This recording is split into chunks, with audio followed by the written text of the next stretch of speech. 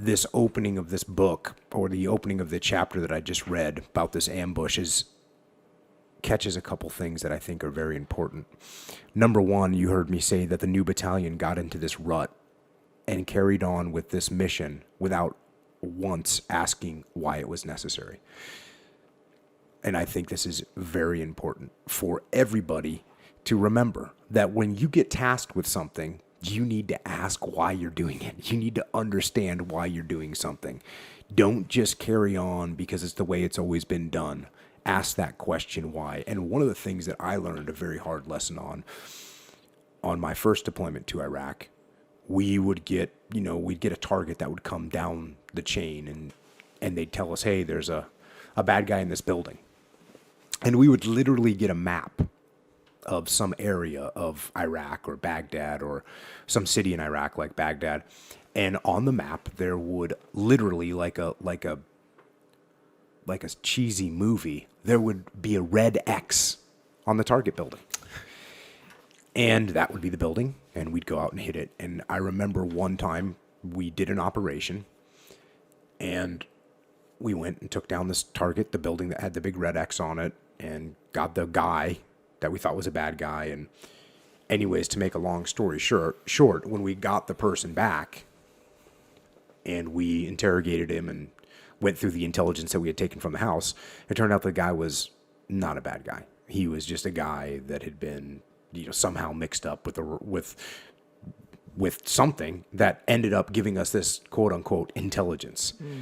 And so from then on, and as I pulled the thread on the red X, I figured out that, just someone had 3 houses to choose from, and for whatever reason put the X on that house. They had no real intelligence behind it. And so I always would tell the story to the young SEALs and say, find out who put the X on the target building and make sure that there's a damn good reason why they put that red X there. So it's also going back to the paragraph that I started with, is you could see that these guys were occupying the same trenches, the same fashion, the same period, in the same manner. So they are definitely locked into a pattern that is going to cost them dearly.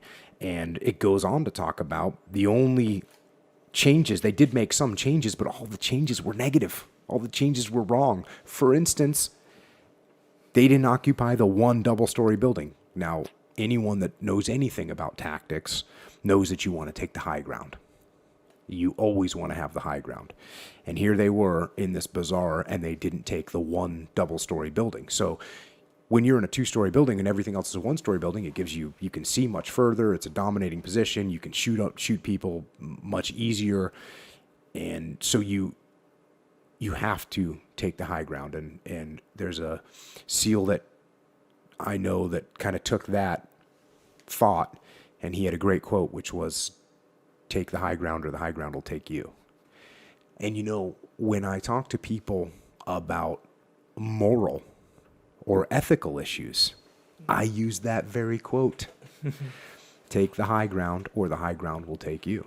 So, stay on the straight and narrow path. So going back to this. On a routine round of the day's morning activity, a patrol of about 20 got out of the post at daybreak, ambled along the road to the rice mill, entered the market, dispersed into the different trenches and bunkers, got into them, and started the day's dominating work. And this term dominating basically means they're going to go out and control the area. That's what this term is referring to when they use this term dominating. Majority of the trenches were adjoining the school premises. The school was closed as it was a holiday. Doors and windows were locked from the outside. Attendance in the market was thin. Some shops had not opened. Normally, they should have. So if you remember earlier, it says the third change over a period was to stop being inquisitive about the increase or decrease of public attendance in the market.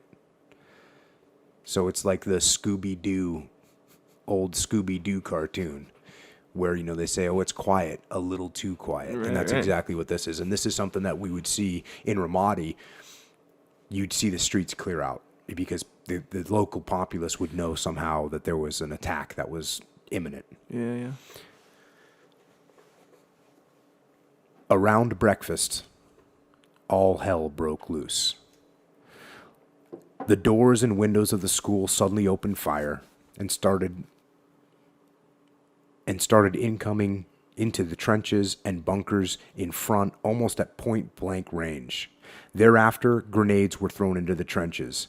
As those few outside the school tried to react, the militants occupying the double-story building brought murderous fire on them below. Every movement was picked up. The 2-inch mortar detachment, which had stayed off and was still behind across the school, was the only element not hit or engaged. It quickly got behind some cover and fired a few bombs. Then they too were picked up. Barely a few managed to get behind some building on the other side and kept a desultory volley of shots. It was all over in the market, but not on its outskirts. So now you have these guys that had been in these positions, and clearly the insurgents had set up on them completely and just unleashed, and in moments had them gunned down. The post is where these guys had patrolled to this market from. The post reacted quickly and sent a relief patrol directly to the school through open paddy fields. The militants had correctly anticipated it. As you can imagine, the militants knew exactly where the post was. They knew when they hit these guys that they would send reinforcements. Here come the reinforcements. They're ready.